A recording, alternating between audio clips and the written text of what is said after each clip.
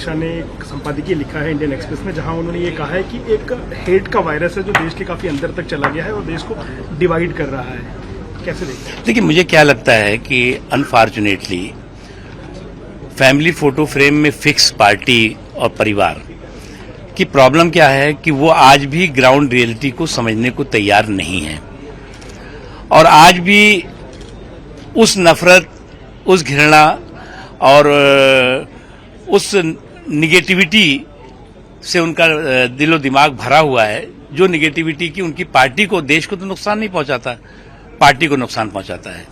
और मुझे लगता है कि जो लोग इस तरह की बातों का ज्ञान दे रहे हैं, उन्हें अपनी पार्टी के इतिहास और भूगोल दोनों का एक बार फिर से अध्ययन करना चाहिए।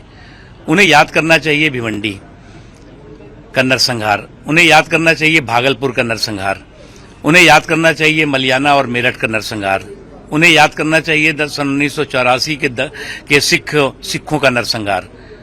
ये बीजेपी ने नहीं, ये उसी family photo frame fix party के जरिए हुआ था।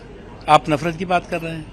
महाराष्ट्र की राजनीति में इस समय अजान का लाउड स्पीकर और हनुमान चालीसा का लाउड स्पीकर, इसको लेकर काफी कुछ कहा जा रहा है और आरोप प्रत्यारोप हो रहे हैं। देखो भैया, देश में, राज्यों में नॉइज पोल्यूशन के कंट्रोल के कानून हैं और वो कानून जो है वो सबको मानना चाहिए। इसमें जो है इस तरह के कानून पर पॉलिटिकल या कम्युनल जो है वो पॉलिटिक्स नहीं होनी चाहिए। और ये देश जो है वो समावेशी सोच का देश है। इसमें सभी धर्मों के, ये हमारा देश अकेला देश होगा जिसमें दुनिया के सारे धर्म के लोग रहते हैं। धर्म के मानने वाले भी रहते हैं, धर्म को न मानने वाले भी रहते हैं। 4 करोड़ से ज्यादा मैं एक बार अध्ययन करा रहा था जो किसी मजहब को नहीं मानते।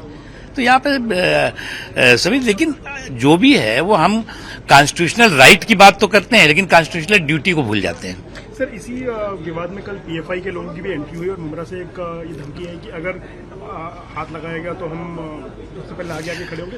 पीएफआई को लेके पहले से देखिए, ये पीएफआई जैसे ऑर्गेनाइजेशन या इस तरह के जो और भी सुपारी संगठन, जिसे मैं कह सकता हूं, साजिशों के सुपारी संगठन, वो इनकी मशरूमिंग ग्रोथ कई जगहों पे होती है। कई स्टेट गवर्नमेंट्स उनको जो है वो उनकी गतिविधियों को रोकने में भी सफल है, कुचलते भी हैं। कई ऐसे बीच में अनवांटेड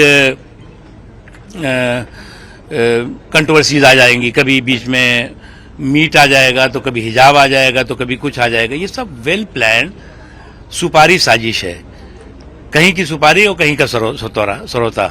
तो इस तरह की सुपारी साजिशों का सुपड़ा जनता को साफ करना होगा। सर, एक आखिरी सवाल, महाराष्ट्र के मंत्री जयंत पाटिल ने कहा है कि भाजपा की बी टीम के तौर पर एमएनएस खेल रही है और जल्दी ही अब इस पूरी मंदिर मस्जिद और हनुमान चालीसा की राजनीति में ओवैसी की एंट्री महाराष्ट्र में होगी। भैया, मुझे तो मालूम नहीं कि किस खलनायक की एंट्री होगी, किस नायक की एंट्री होगी, सब कुछ।